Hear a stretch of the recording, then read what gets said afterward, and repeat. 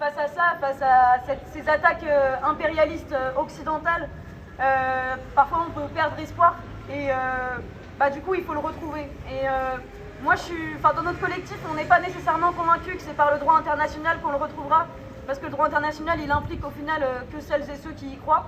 Et il n'y en a plus beaucoup qui y croient aujourd'hui, il est bafoué régulièrement.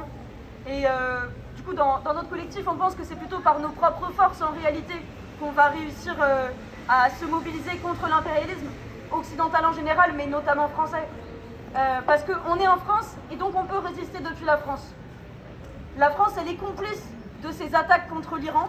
Elle en est complice de plusieurs manières, mais surtout pour des raisons économiques, les mêmes en fait que les USA et la France, les mêmes raisons qui tournent autour du pétrole, qui tournent autour du nucléaire, qui tournent autour des guerres interimpérialistes, qui sont toujours leur profit, mais nos morts. La France, elle continue d'armer Israël, elle a des bases militaires dans la région, et aujourd'hui, sans le dire, elle est en guerre. Et ce militarisme, il accentue d'autant plus la peur qu'on peut avoir ici d'un service militaire qui pourrait s'élargir, comme il l'a fait dans ces derniers mois. Et notre résistance, du coup, elle doit être avant tout anti-guerre, anti-militariste. On doit tout donner, syndicalement y compris, pour que la France ne s'engage pas dans ces combats militaristes. Je pense que notre espoir, il peut aussi venir des mouvements de résistance en Iran, parce qu'il y en a eu des mouvements de résistance. Depuis la révolution iranienne de 1979 jusqu'aux révoltes de janvier dernier, les Iraniens, les Iraniennes, ils ont prouvé maintes fois qu'ils étaient capables de résister. Et nous, notre rôle, c'est d'être en solidarité avec leur lutte, avec leur résistance. Et ça passe par arrêter les bombardements, parce que les bombes n'ont jamais libéré les peuples. Ça s'est vu en Afghanistan, ça s'est vu en Irak. Et en fait, ça, on doit le rappeler. L'impérialisme occidental, il n'a jamais pour but de libérer les peuples. Et une dernière information, c'est la manifestation du 14 mars, antiraciste, antifasciste, qui est organisée par plein d'organisations à Brest, à l'initiative de la Marche des Solidarités à Paris. La lutte antiraciste, elle est primordiale dans la lutte antimilitariste, parce qu'en fait, la guerre, ça s'appuie toujours sur le racisme de l'autre camp.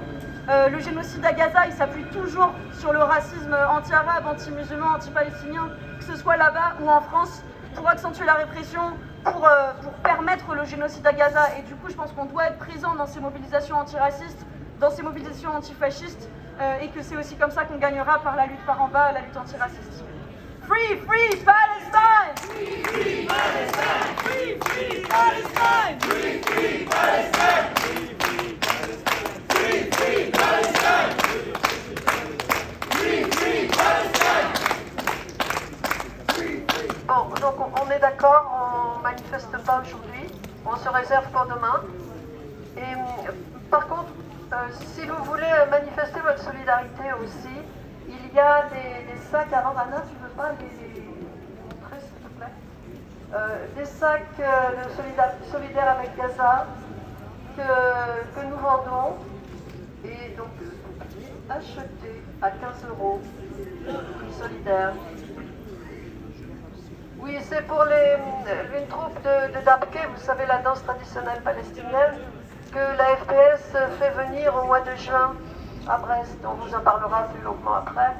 Mais donc si vous pouvez contribuer à les faire venir, ces jeunes filles, vous pouvez nous acheter des sacs.